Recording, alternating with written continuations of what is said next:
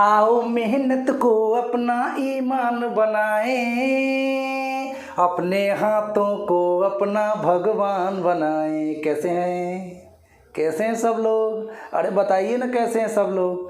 हम तो उम्मीद करते हैं कि आप लोग बहुत अच्छे हैं। गर्मी ज़्यादा है, थोड़ा सा इसमें बचाव कीजिएगा और पढ़ना तो ज़रूरी है।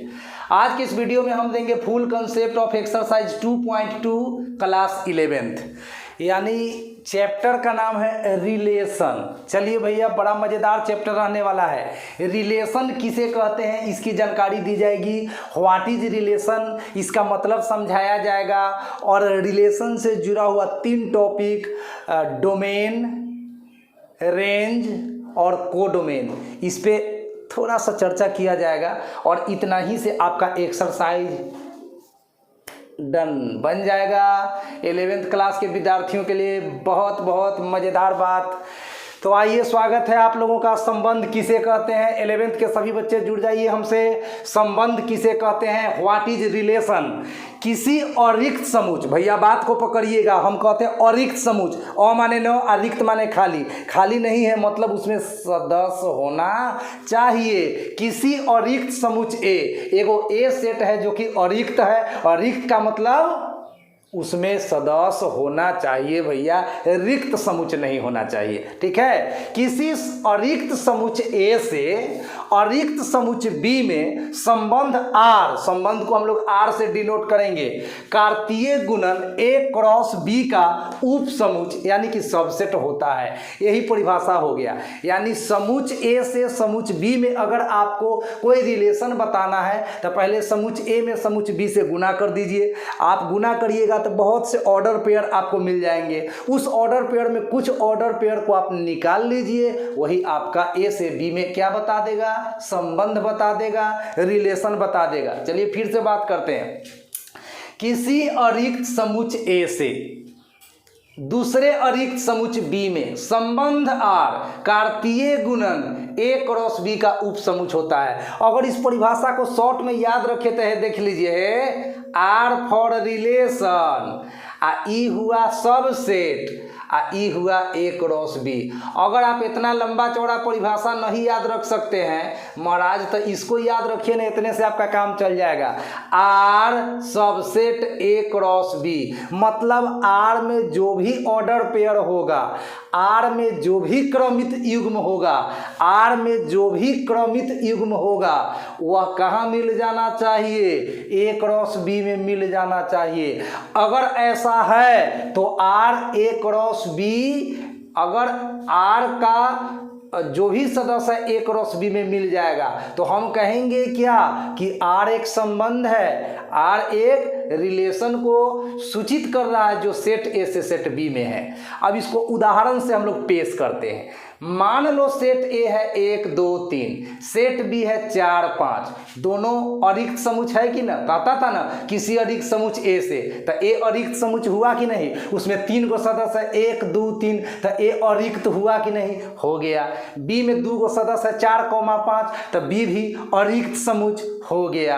अब ए क्रॉस बी निकालिए, तो 1 4 1 5 2 4 2 5 3 4 3 5, ये गुना आप 2.1 एक्सरसाइज में सीख चुके हैं, कार्टेशियन प्रोडक्ट ऑफ 2 सेट्स। ऐसे चेक करने का तरीका, इसमें 3 सदस्य है, इसमें 2 सदस्य है, तो 3 दूना क्या होता है? 6 होता है। यानी ए क्रॉस बी में 6 गो सदस्य होगा। ए सेट में कै सदस्य? तो 3 सदस्य। बी सेट में कै सदस्य? तो 2 सदस्य। तो ए क्रॉस बी में कै सदस्य? तो 3 दूना 6 सदस्य। मिला लीजिए, 1 2 3 4 5 6, इस सब का ऑर्डर पेयर नाम है। 1 4 को कोई कहे क्या नाम है? तो ऑर्डर पेयर। ठीक है, हिंदी में क्रमित युग्म कहते हैं। 1 5 क्या है? तो ऑर्डर पेयर है। हिंदी में नाम क्या है 1 5 का? तो क्रमित युग्म। ये कॉमा के पहले वाला x का मान है, और कॉमा के बाद वाला y का मान है। ये x का मान, y का मान, x का मान, y का मान, x का मान, y का मान, x का मान, y का मान। चलिए, अब a क्रॉस b के कुछ उप समुच पर हम लोग विचार करते हैं। a क्रॉस b के कथी पर? उप समुच पर, सबसेट पर विचार करते हैं। तो ले लीजिए 1 5 और 3 4। कैसे कहेंगे कि ये वाला जो है A क्रॉस B का उप समुच्चय है। 1,5 और 3,4 कैसे कहेंगे कि A क्रॉस B का उप समुच्चय है? तो खोजिए, 1,5 मिल गया, 3,4 खोजिए, मिल गया। यानी 1,5 और 3,4 A क्रॉस B में मिलता है। मिलता है इसका मतलब E जो है, R1 जो है वह A क्रॉस B का उप समुच्चय है। और जब R1 A क्रॉस B का उप समुच्चय है मतलब यह एक संबंध है। मैथमेटिक्स में इसको एक रिलेशन कहेंगे। R2 इसमें है 1,4, 2,5, 3,5। पहले इसको खोज लीजिए A क्रॉस B में है कि नहीं। अगर ये तीनों सदस्य अगर 1,4, 2,5, 3,5 अगर ये तीनों सदस्य A क्रॉस B में मिल जाएगा तो इसका मतलब R2 भी क्या हो जाएगा? एक संबंध हो जाएगा। R2 भी क्या हो जाएगा? एक संबंध हो जाएगा, एक रिलेशन हो जाएगा मैथमेटिक्स में। तो चलिए खोजते हैं। 1,4 बिल्कुल मिल गया है, 2,5 बिल्कुल मिल गया है, देख लीजिए ये 2,5, 3,5 बिल्कुल मिल गया है। यानी कि 1,4, 2,5, 3,5 ये तीनों सदस्य हमें A क्रॉस B में कहीं ना कहीं मिल जाता है। इसका मतलब R2 भी क्या है? तो एक संबंध है, एक रिलेशन है। कहाँ? तो सेट A से सेट B में, सेट A से सेट B में। अब यहाँ लिखता है कि यहाँ R1 तथा R2 समुच्चय A से समुच्चय B में संबंध को क्या करते हैं? दर्शाते हैं, सूचित करते हैं। अब संबंध का प्रांत यानी कि डोमेन क्या होता है, परिसर यानी कि रेंज क्या होता है, सहप्रांत यानी कि कोडोमेन क्या होता है। रिलेशन तो समझ गए कि रिलेशन क्या होता है। रिलेशन होता है सबसेट के कर तो A क्रॉस B का रिलेशन क्या होता है? तो सबसेट उप समुच्चय होता है। किसका? तो A क्रॉस B का होता है। चलिए अब संबंध का डोमेन पूछ देगा आपसे, परिसर पूछ देगा, रेंज पूछ देगा, मतलब कि सह प्रांत पूछ देगा, कोडोमेन पूछ देगा, तो आप इसका जवाब कैसे दोगे? तो लीजिए, यदि R समुच्चय A से समुच्चय B में कोई संबंध हो, यदि R समुच्चय A से समुच्चय B में कोई संबंध हो तो R का जो प्रांत होगा वह एक सेट होगा। R का जो प्रांत होगा स्टूडेंट वो क्या होगा? एक सेट होगा, एक समुच्चय होगा, उसमें x होगा, उसमें क्या होगा?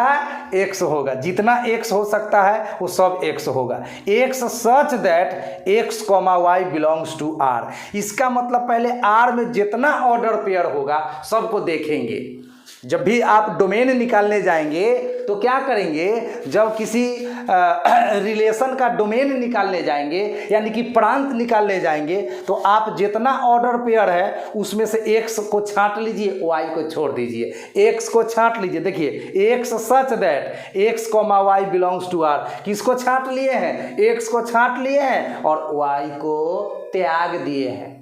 हाँ बुझे, x को छांट लीजिए और y को छोड़ दीजिए। जितना x का मान है सब को छांट लीजिए, बस आपका प्रांत निकल जाएगा। अगर R का परिसर निकालना है तो y such that x, y belongs to R, यानी सारा ऑर्डर पेयर में से y को छांट लीजिए और x को छोड़ दीजिए तो आपका परिसर निकल जाएगा, यानी कि रेंज निकल जाएगा।